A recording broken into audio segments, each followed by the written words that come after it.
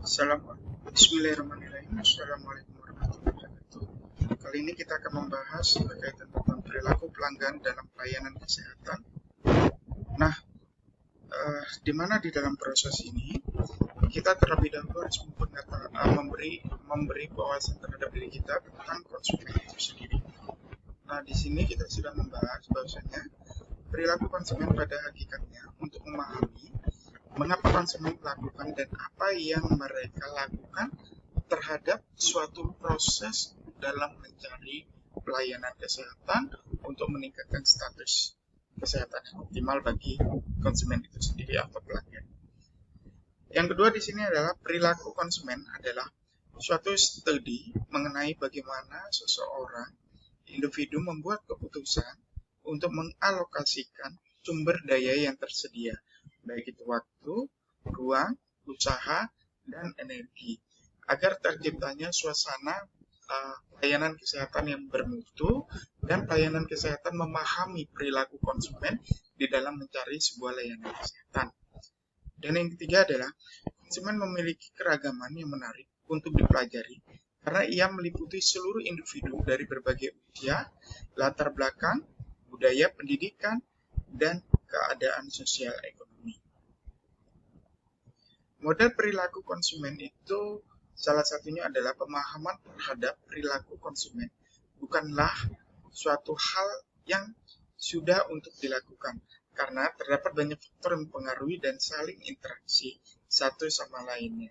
Sehingga pendekatan pemasaran yang dilakukan oleh suatu institusi kesehatan harus benar-benar dirancang sebaik mungkin dengan memperhatikan sebuah faktor-faktor yang terjadi di lapangan. Nah, di sini ketika kita melakukan sebuah perkenalan suatu institusi kesehatan tentang produk yang akan diberikan kepada pasien, terlebih dahulu sebuah institusi kesehatan merancang metode promosinya di dalam memperkenalkan institusi kesehatan kepada masyarakat. Institusi yang mengerti perilaku konsumen akan mampu memperkirakan bagaimana kecenderungan konsumen untuk bereaksi terhadap informasi yang diterimanya, sehingga pemasaran dapat menyusun strategi pemasaran yang sesuai.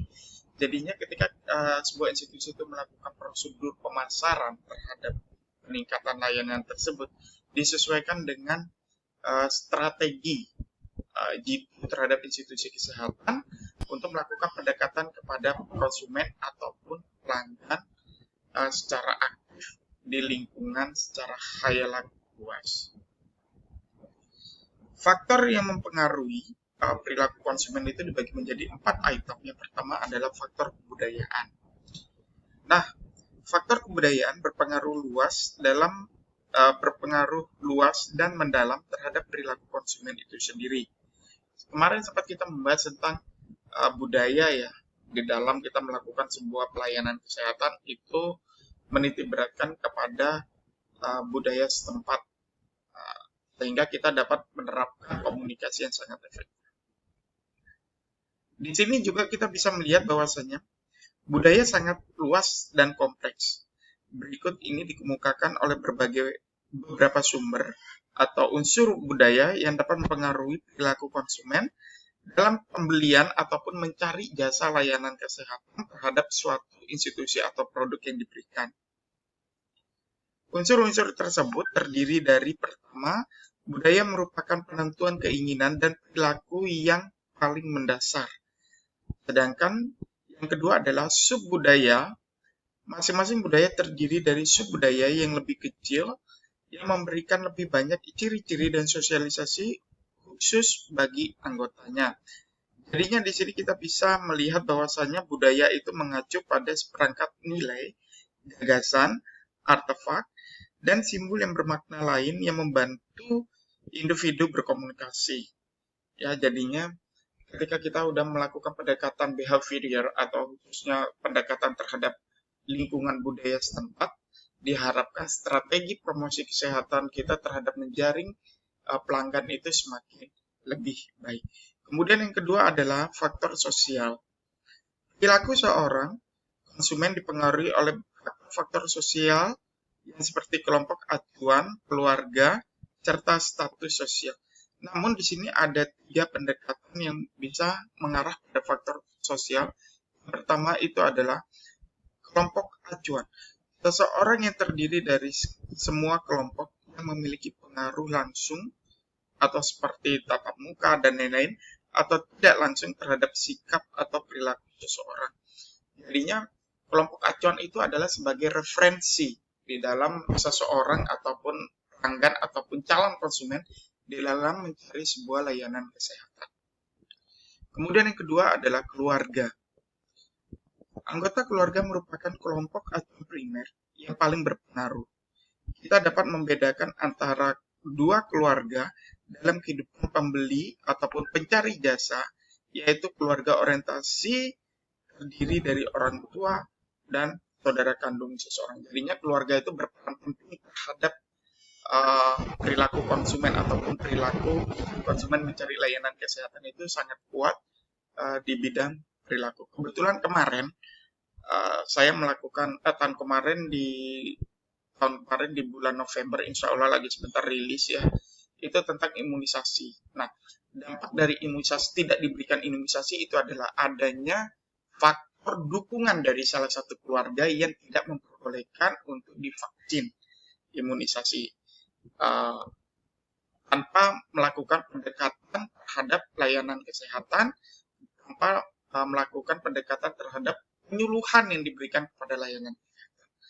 Karena dampak sosial itu sangat berpengaruh, terutama di dampak perilaku di dalam keluarga itu sendiri, sehingga mempengaruhi pola pikir keluarga yang mencari layanan kesehatan terhadap institusi tersebut.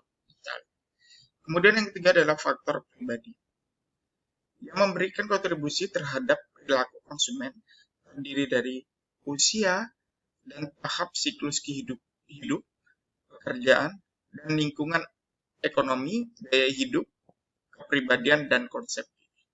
Nah, di sini kita juga bisa melihat dari sebuah karakteristik ya di dalam kepribadian itu yang meliputi bagian. Yang pertama adalah usia dan tahap siklus hidup. Itu usia sangat mempengaruhi kebutuhan seseorang akan jenis makanan, pakaian, perlengkapan, kesehatan, dan lain-lain. Kemudian yang kedua adalah pekerjaan dan lingkungan ekonomi itu sendiri. Kemudian yang ketiga adalah gaya hidup. Nah, di sini yang paling penting adalah pola hidup seseorang diekspresikan dalam aktivitas, minat, dan opininya. Nah, gaya hidup seseorang itu menentukan proses layanan yang akan dicari. Jadinya banyak rumah sakit itu selalu melakukan perlombaan di bidang jasa layanannya, terutama di bidang apa yang didapatkan oleh pelanggan jika ingin melakukan proses layanan kesehatan di institusi mereka. Salah satunya adalah peningkatan kamar yang lebih bagus, jasanya meliputi perawat, dokter, dan bidan, atau tenaga kesehatan layanan yang memberikan layanan prima yang sangat optimal. Kemudian yang terakhir adalah kepribadian. Merupakan karakteristik psikologis seseorang yang berbeda dengan orang lain, yang menyebabkan tanggapan yang relatif konsisten dan bertahan lama terhadap hidupnya. Jadinya ini adalah bagian di mana salah satu faktor yang mempengaruhi perilaku konsumen di dalam kita mencari layanan kesehatan. Kemudian manfaat dan pentingnya kajian perilaku konsumen atau pelanggan. Yang pertama, konsumen sebagai titik sentral perhatian program informasi pemasaran. Ini udah jelas ya teman-teman bahwasanya konsumen itu adalah titik acuan di dalam kita melakukan di dalam institusi memberikan layanan itu, melihat dari pangsa pasar konsumen berkeinginan seperti apa. Kemudian yang kedua adalah perkembangan jasa dan fasilitas pada saat ini menunjukkan bahwa lebih banyak yang ditawarkan daripada permintaan. Jadinya ini adalah bagian di dalam strategi institusi dalam menggait konsumen ataupun pelanggan agar bisa kembali lagi untuk melakukan proses layanan kesehatan di institusi mereka.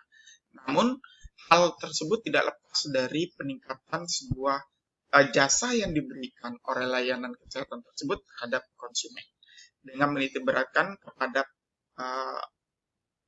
peningkatan latihan, peningkatan knowledge di bidang pemberian jasa seperti dokter, perawat, dan kebidanan di dalam melakukan proses layanan kepada konsumen, sehingga konsumen diharapkan mau kembali lagi jika diperlukan sebuah kesehatan yang optimal. Yang terakhir adalah elemen utama perilaku konsumen. Yang pertama adalah elemen afektif dan kognitif. Di sini merupakan dua tipe tanggapan internal psikologis yang ada pada diri manusia itu sendiri, atau diri konsumen, atau diri pelanggan, atau diri dari calon klien terhadap sebuah rangsangan lingkungan dan kejadian yang berlangsung. Nah, sedangkan afektif ini melibatkan sebuah perasaan, dan kognitif merupakan proses mental dan psikologis serta struktur pengetahuan yang dilibatkan dalam tanggapan seseorang terhadap lingkungannya. Jadinya ini adalah sebuah elemen utama perilaku terhadap sebuah institusi. Mereka melihat dari segi afektif dan kognitif pada pelanggan itu sendiri. Kemudian yang kedua adalah perilaku. Sebuah tindakan nyata konsumen yang dapat diobservasikan secara langsung. Nah, beda dengan efektif dan kognitif mengacu pada perasaan dan pikiran konsumen, sedangkan di perilaku berhubungan dengan apa yang sebenarnya dilakukan oleh konsumen dan apa yang diinginkan oleh konsumen di dalam meraih sebuah layanan kesehatan itu. Ketiga, elemen lingkungan menunjuk pada rangsangan fisik dan sosial yang kompleks di luar diri ataupun eksternal pelanggan itu sendiri. Di antaranya adalah benda-benda, tempat, dan orang lain yang dapat mempengaruhi afektif, kognitif, serta perilaku konsumen. Jadinya lingkungan itu sangat mendukung ya terjadinya pola pikir ataupun perilaku konsumen untuk melakukan proses layanan peningkatan kesehatan di institusi tersebut. Kemudian yang terakhir adalah elemen strategi pemasaran. Di sini kita bisa melihat bahwasanya kerangka kerja konseptual sehingga terjadinya penempatan rangsangan pemasaran yang Jadinya di sini kita bisa menstimulus institusi tersebut ataupun diri kita sendiri bagaimana elemen strategi di dalam kita membuat kenalan ataupun melakukan promosi institusi terhadap khalayak luas, terhadap konsumen, terhadap calon dari klien yang kita asuhkan. Jadinya demikian teman-teman, sekiranya di dalam melakukan peningkatan ataupun melihat perilaku konsumen ataupun perilaku pelanggan itu tidak lepas dari berbagai macam item ya.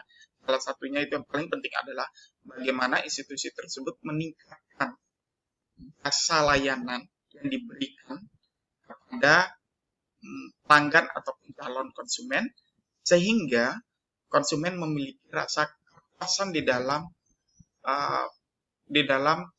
mencari proses layanan kesehatan di institusi tersebut. Demikian pemaparan yang sudah saya sampaikan. Jika ada yang kurang jelas, silakan mengunjungi website alsansu.com dan mohon maaf apabila banyak kesalahan kata ataupun kesalahan penulisan. Saya pribadi tidak ada kesempurnaan. Dan saya akhiri kalam wabillahi taufiq wal hidayah. Wassalamualaikum warahmatullahi wabarakatuh.